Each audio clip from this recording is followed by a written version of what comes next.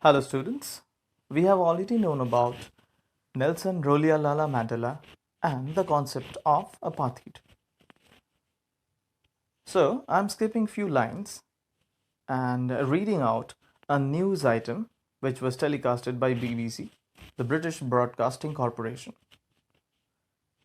The headline was Mandela becomes South Africa's first black president. Nelson Mandela has become South Africa's first black president after more than 3 centuries of white rule. Means for long 300 years, the whites in South Africa dominated the blacks. Mr. Mandela's African National Congress Party won 252 of the 400 seats in the first democratic elections of South Africa's history. The inauguration ceremony took place in the Union Buildings Amphitheatre in Pretoria today, attended by politicians and dignitaries from more than 140 countries around the world.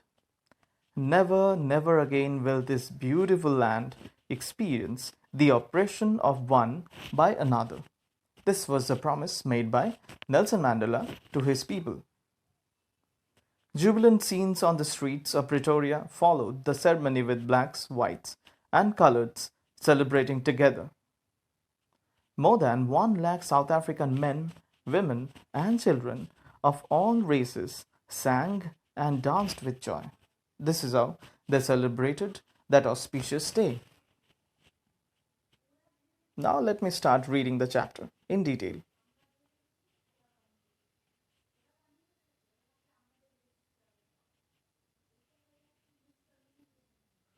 10th May dawned bright and clear. For the past few days, I had been pleasantly besieged by dignitaries and world leaders who were coming to pay their respects before the inauguration. So, who is I here? I here is Nelson Mandela, and he is talking about a particular day, that is 10th May, which was bright and clear from the very beginning of the day. And for last few days, he has been surrounded by the world leaders who are coming from the different parts of the world.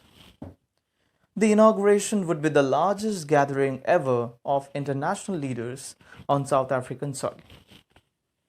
That means before this inauguration, there was no other inauguration like this in the history of South Africa. The ceremonies took place in the lovely sandstone amphitheatre formed by the Union Buildings in Pretoria. While discussing the key terms, I have already talked about amphitheatre.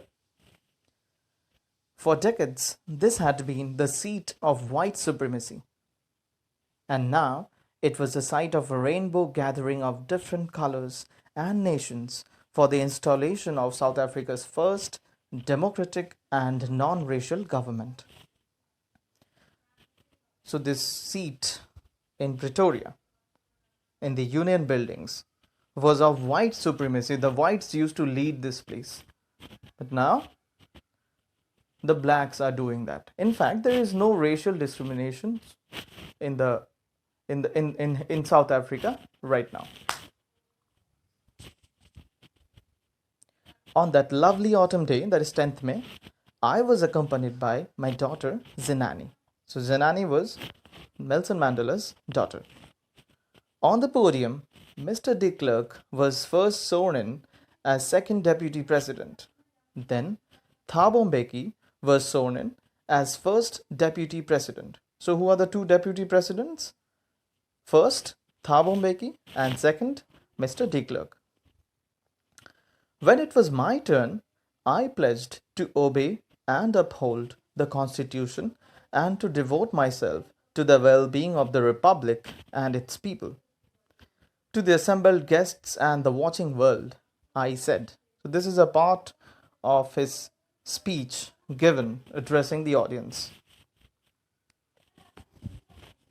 Today, all of us do, by our presence here, confer glory and hope to newborn liberty. Newborn liberty is a liberty achieved by the South African blacks. Out of the experience of an extraordinary human disaster that lasted too long must be born a society of which all humanity will be proud. So, what do you mean by extraordinary human disaster? This extraordinary human disaster is the disaster on the blacks of South Africa, on part of the white, because of this policy of apartheid.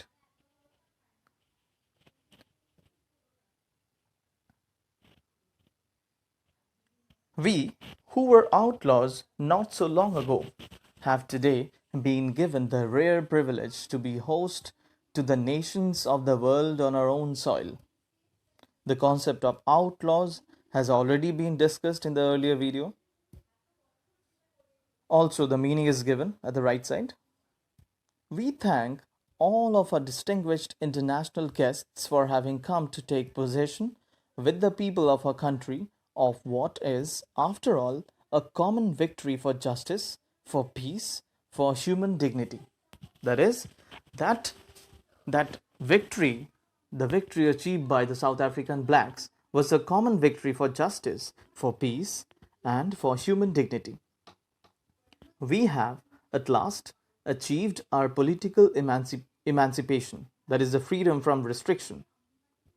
We pledge ourselves to liberate all our people from the continuing bondage of poverty, deprivation, suffering, gender, and other discrimination.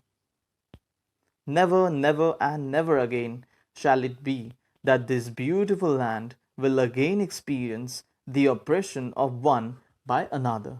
So, this is a promise again made by Mandela to his people. The sun shall never set on so glorious a human achievement. Let freedom reign. God bless Africa.